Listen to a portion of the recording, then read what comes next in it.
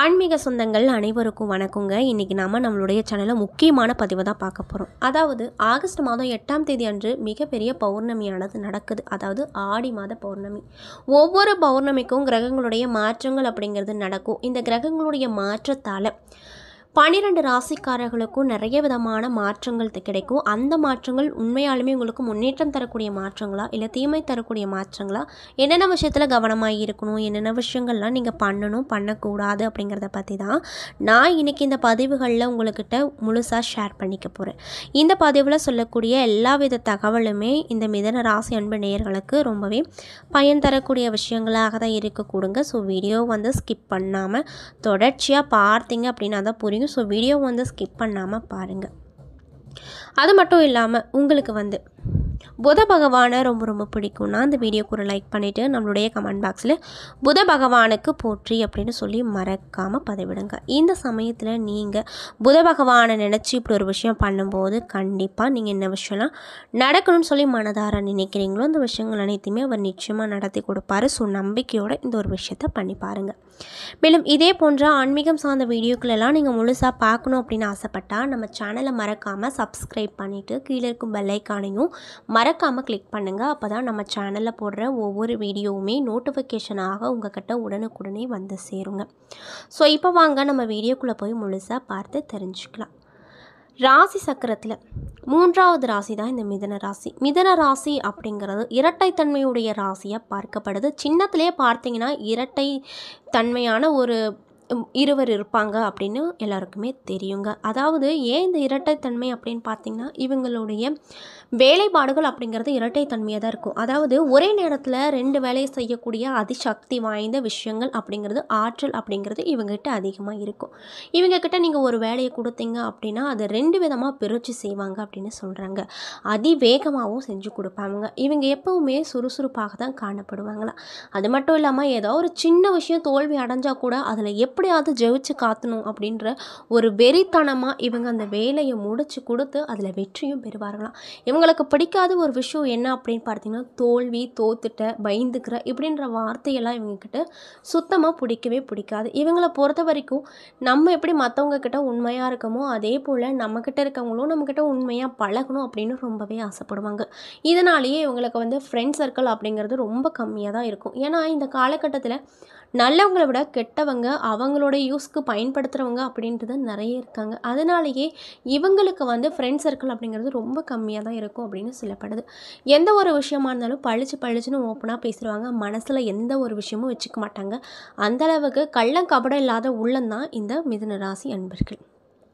ஒரு விஷயத்த ஷார்ப்பாக பண்ணலான்னா ஒரு முடிவு எடுக்கிறாங்க அப்படின்னா இரட்டைத்தன்மையாக தான் எடுப்பாங்க. அதாவது பண்ணலாமா வேண்டாம், தீர்க்கமாக ஒரு முடிவை இவங்களால் எடுக்கவே முடியாது அப்படின்னு சொல்கிறாங்க. இதனாலேயே இவங்க கூட எப்பொழுதுமே ஒரு க்ளோஸான ஃப்ரெண்ட் சர்க்கிள் அப்படிங்கிறது இருந்துக்கிட்டே இருக்கும்.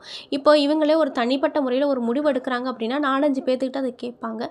அது என்ன சரியாக தப்பாக, பண்ணலாமா வேண்டாமா அப்படின்னு கேட்டு பார்த்துட்டு எல்லாரும் சரின்னாங்கன்னா இவங்க தப்பும்பாங்க, எல்லாரும் தப்புன்னாங்கன்னா இவங்க சரி அப்படின்னு சொல்லிட்டு பண்ணக்கூடிய ஒரு தன்மையில் தான் இவங்க இருப்பாங்க. அதே போல் இவங்களும் வாழ்க்கையில் கஷ்டங்களை மட்டும்தான் நிறைய பார்த்துருக்காங்க. மகிழ்ச்சி அப்படிங்கிறது இவங்க வாழ்க்கையில் ரொம்ப கம்மி, ரேரான ஒரு விஷயந்தான் அப்படின்னு சொல்லலாம். அந்தளவுக்கு நிறைய விஷயத்தில் ஏமாந்துருப்பாங்க, நிறைய விஷயத்தில் கஷ்டப்பட்டிருப்பாங்க, கடன் சார்ந்த விஷயத்தில் ரொம்பவே கஷ்டப்பட்டிருப்பாங்க. கஷ்டம் ரொம்ப அதிகமாக பார்த்த ஒரு ராசி அப்படின்னா ரிஷபத்தையும் சொல்லலாம், மிதுனத்தையும் சொல்லலாம். ஸோ இவங்களோட ராசி தன்மை அப்படி இருக்கிறதுனால இவங்க வாழ்க்கையில் நிறைய விதமான கஷ்டங்களில் அடிபட்டு வந்த ஒரு நபர்களாக தான் இருப்பாங்க. அந்தளவுக்கு எவ்வளோ கஷ்டம் கொடுத்தாலும் இப்போது அடுத்த நாள் என்ன கஷ்டமோ அதை பார்த்துக்கலாம், இன்றைக்கி இந்த நாள் இப்படி விடலாம் அப்படின்னு அசால்ட்டாக எல்லாத்தையும் நகர்த்தி கொண்டு போகக்கூடிய நபர்களாகத்தான் இந்த மிதுன ராசி அன்பர்கள் இருப்பாங்க. ரொம்ப நல்லவங்களாக இருப்பாங்க. இதனாலேயே இவங்களுக்கு ரொம்பவே ஃப்ரெண்ட் சர்க்கிளும் சரி, குடும்ப உறவினர்களும் சரி கம்மியாக தான் இருப்பாங்க. ஏன்னா யாருக்குமே ரொம்ப நல்லவங்களை அவ்வளோ சீக்கிரம் பிடிக்கவே பிடிக்காது. ஒவ்வொரு தேவைக்கு மட்டும்தான் இவங்களை மற்றவங்க யூஸ் பண்ணிக்குவாங்களே தவிர இவங்க கிட்ட உண்மையாக இருக்கணும் அப்படின்னு யாருமே யோசிக்க மாட்டாங்க. இப்படிப்பட்ட அன்பர்களுக்கு இந்த பௌர்ணமிக்கு பிறகு என்னென்ன விதமான சிறப்பான நிகழ்வுகள்லாம் நடக்க போகுது, மேலும் நீங்கள் என்ன மாதிரியான விஷயத்தில் கவனமாக இருக்கணும், என்னென்ன விஷயங்கள்லாம் பண்ணணும் பண்ணக்கூடாது அப்படிங்கிறத பற்றி தான் நான் இன்றைக்கி இந்த பதிவின் மூலியமாக நான் உங்ககிட்ட ஷேர் பண்ணிக்க போகிறேன். இந்த பதிவில் சொல்லக்கூடிய எல்லா விஷயமே உங்களுக்கு யூஸ்ஃபுல்லாக தான் இருக்க கொடுங்க. ஸோ வீடியோ ஸ்கிப் பண்ணாமல் தொடர்ச்சியாக பாருங்கள். மேலும் மிதுன ராசி அன்பு நேயர்கள் யாராவது இந்த பதிவை பார்க்குறீங்க அப்படின்னா, நான் சொன்ன விஷயம்லாம் உங்களுக்கு மேட்சாக இருந்துச்சுன்னா நம்மளுடைய கமெண்ட் பாக்ஸில் கரெக்ட் அப்படின்னு சொல்லி மறக்காமல் பதிவிடுங்க. மேலும் இது போன்ற ஆன்மீகம் சார்ந்த வீடியோக்களெல்லாம் நீங்கள் பார்க்கணுன்னா மறக்காமல் நம்ம சேனலை சப்ஸ்கிரைப் பண்ணிவிட்டு பாருங்கள். ஸோ இப்போ வாங்க நம்ம வீடியோக்குள்ளே போய் முழுசாக பார்த்து தெரிஞ்சுக்கலாம்.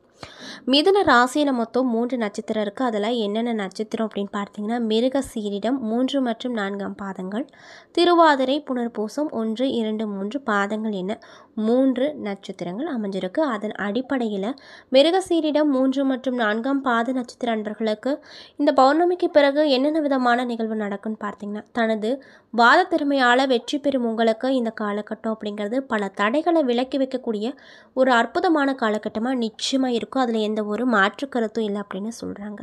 சுக்கிரன் உங்களுடைய ராசியில் சஞ்சரிக்கிறாரு. எதிலும் லாபமான நிலையை காணப்படுத்துவார். எடுத்த காரியத்தை சிறப்பாக செய்து முடிப்பீங்க. பண வரத்து அப்படிங்கிறது அதிகரிக்கும். துணிச்சலாக எதிலும் ஈடுபட்டு பாராட்டு பெறுவீர்கள். இதனால் ரொம்பவே மன மகிழ்ச்சியோடு நீங்கள் இருப்பீங்க. எதிலுமே தயக்கமோ பயமோ இருக்காது. தந்தையின் உடல்நிலையில் கவனம் தேவை. அவருக்காக செலவு செய்ய வேண்டிய நிலைகள் உண்டாகும். அது மட்டும் இல்லாமல் இன்னும் சிலருக்கு இடமாற்றங்கள் உண்டாகலாம். தொழில் வியாபாரத்தில் லாபம் அப்படிங்கிறது அதிகரிக்கும். ஆனாலுமே கைக்கு பணம் கிடைப்பதில் தாமதம் கிடைக்கும். மேலும் வாடிக்கையாளர்களை திருப்தி செய்ய முயற்சி எடுப்பீங்க. பணியாட்கள் மேலாண்மை அடைவார்கள். அது மட்டும் இல்லாமல் குடும்பத்தில் இருப்பவங்க உங்கள் விருப்பத்திற்கு மாறாக எதையும் செய்வார்கள். கணவன் மனைவிக்கிடையே சிலரை பிரச்சனைகள் ஏற்பட்டு அதற்கு பின்னர் சரியாகும்.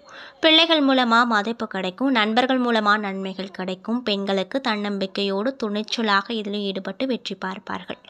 எதிர்பார்த்த செலவு உண்டாகும். கலைத்துறையில் இருக்கக்கூடியவங்களுக்கு இரவு பகலாக உழைக்க வேண்டிய நிலைகள் அப்படிங்கிறது உங்களுக்கு உண்டாக கூடுங்க. அது மட்டும் இல்லாமல் மாணவர்களுக்கு கல்வியில் முன்னேற்றம் அப்படிங்கிறது கிடைக்கும். கடுமையாக உழைக்க வேண்டிய நிலை உண்டாகும். கல்விக்கான செலவு கூடுங்க. மேலும் நீங்கள் என்ன மாதிரியான விஷயத்தை பரிகாரமாக பண்ணணும்னு பார்த்தீங்கன்னா, ஸ்ரீரங்கநாதரை தரிசனம் செய்து வர சுபிக்ஷம் அப்படிங்கிறது உங்களுக்கு கிடைக்கும் அப்படின்னு சொல்கிறாங்க. மேலும் உங்களுக்கு சந்திராஷ்டம தினம் இல்லை. அதிர்ஷ்டம் தரக்கூடிய நாட்கள் 23, 24. மேலும் திருவாதிரை நட்சத்திர அன்பர்களுக்கு இந்த காலகட்டம் எப்படி இருக்க போகுதுன்னு பார்த்தீங்கன்னா, புதிய யுக்திகளை பயன்படுத்தும் உங்களுக்கு இந்த காலகட்டம் சரியான முடிவுகளை எடுக்கக்கூடிய காலகட்டம் இருக்க போகுது. சுக்கிரன் உங்க நட்சத்திர சஞ்சாரம் செய்வதால உங்களுக்கு நிறைய விதமான விஷயத்தை பெற்றுக் கொடுப்பாரு. நட்சத்திரநாதன் ராகுஸ்தானத்தில் இருக்கும். ராசிநாதன் புதன் தனவாக்கு ஸ்தானத்தில் இருக்கிறாரு. இதனால பல விதத்திலும் பண வரத்து கிடைக்கும். ஆனாலுமே சுப செலவுகள் அதிகரிக்கும். நீண்ட நாட்களாக இழுபறியாக இருந்த காரியங்கள் நன்றாக நடந்து முடியும்.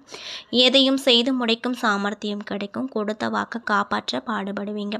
வெளியூர் பயணம் செல்ல நேரிடும். அடுத்தவர் பிரச்சனைகளில் தலையில்லாமல் ஒதுங்கி செல்வது நல்லதுங்க.